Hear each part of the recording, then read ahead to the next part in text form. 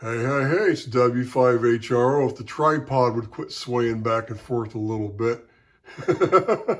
I'm just kind of trying out my new tripod here.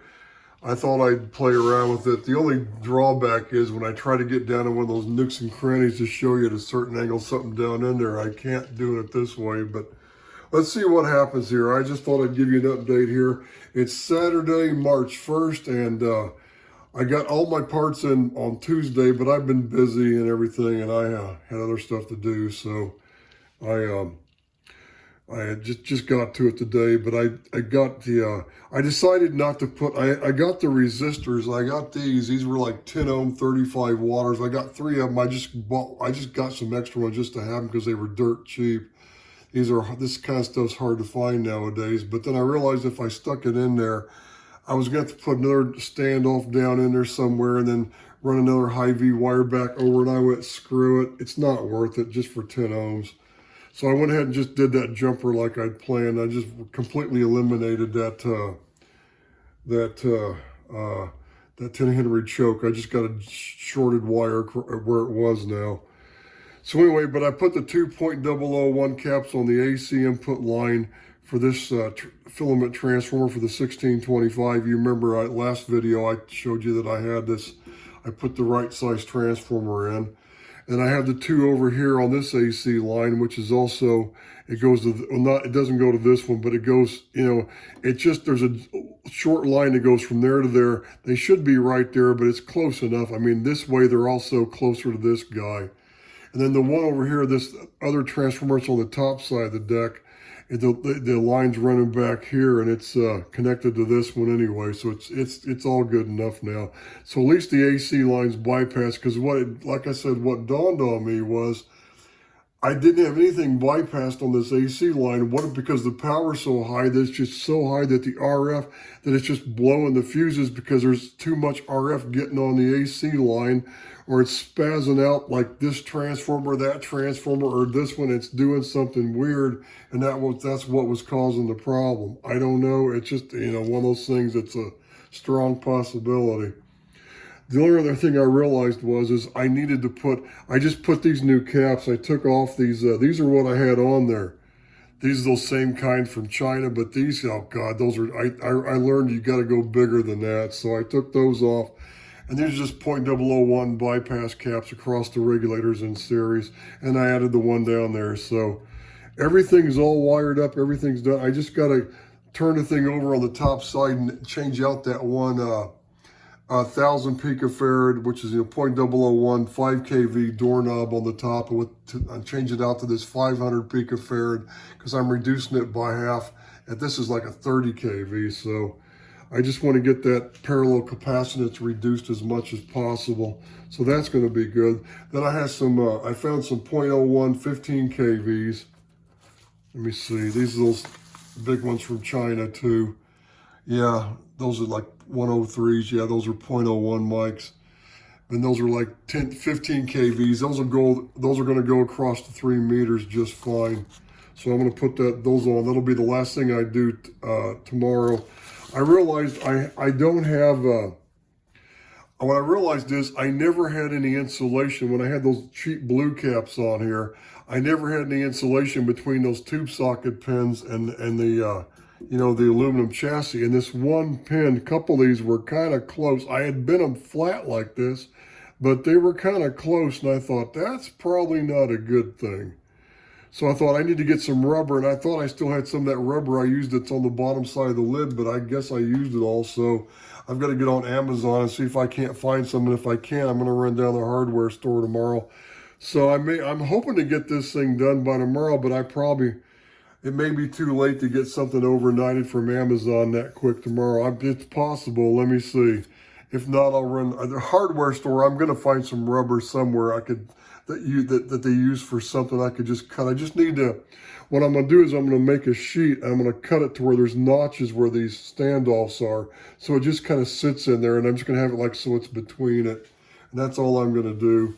So, but that's kind of important because I could have had I don't see any arcing. I probably would have seen some bluish black marks here on the chassis, but I don't see any. So that's probably not what it was, but I'm just trying to ensure that everything on here is kind of beefed up. Anything that could be arcing is, and I'm not even sure the arcing was because of something that was going bad or something like that was arcing here. The fuse blew. Whenever what was happening, it would make the fuse blow. And it may have just been that high RF on the AC line killing it, blowing the fuse. It's when I would go to retransmit, I didn't know the fuse was bad, and I started getting the arcing, and you know why? It was because that one fuse, the only thing it goes to is the primary, the plate transformer on the RF side. So basically, when the fuse was blown and I would try to transmit and modulate again, I'd have full modulator power going to this tube, with only the keep-alive supply voltage going up to the screen and the plate. So that's kind of what was happening with that. So anyway, so I think that's why it was arcing. If the fuse wasn't blown, there probably wouldn't be any arcing, but I'm not positive. But see, the main number one reason I bought this tripod was so I could do my phone here, and like I'm doing here, pointing down, I'm gonna have this thing pointed at the back of the transmitter so I can be in front operating it when I get this thing slid back in there, hopefully by tomorrow night. And then I can, see what's happening here. And if I see arcing, I'm gonna have the video going here, and hopefully it'll catch it, right? So that's kind of what I'm going to do, but I'm probably going to have to put the phone vertical, right, instead of horizontal. So, but this stand rotates, so I'll do that. But anyway, that's all I have on this. I wanted to give you an update where I was. I just took my time. I got all the parts, and I did all this today. I just got to change this tomorrow and put those other 3 caps across the meter terminals. That's, 30-minute job. I did get a second pair of those Jan 810s, those military 810 new old stock tubes. And they're pricey, but the thing is, try to find 810s new old stock anywhere in the U.S. Maybe one of your ham buddies has a pair they've stashed away, but try to find them. You're going to find out they're pretty much non-existent. So I bought those also for an investment because I realized my other pair that I'd been using in this transmitter, I must have weakened them. So now that I got the other new pair of 810s that I know is good, I thought, well, I better get a second pair. I need a backup, right? Because my other ones I think are probably weak. So I needed a second pair for backup, not a weak pair that I know are weak, right? So, but hey, what you doing, huh? What you doing, Maxwell? My buddy came back. I don't know if I did videos before. I think you caught the cat here before in the garage with me here in my shop, my radio shop.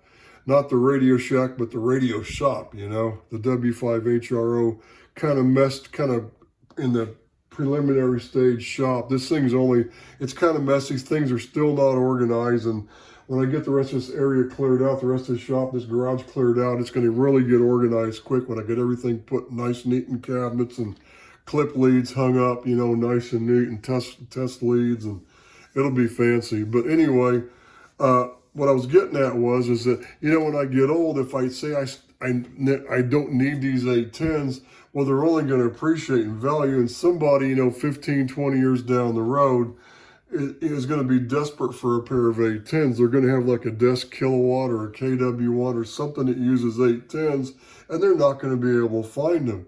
And I'm going to say, hey, I got a pair. Yeah, $1,500 a piece, $3,000 for the pair, man.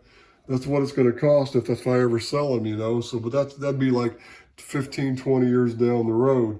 But by then, who knows? They may be worth more than that. So anyway, something like that's only an investment. If I never use them, I can sell them and get big money for them. So it's not really a problem, because it'd be years down the road before I'd go to sell them anyway.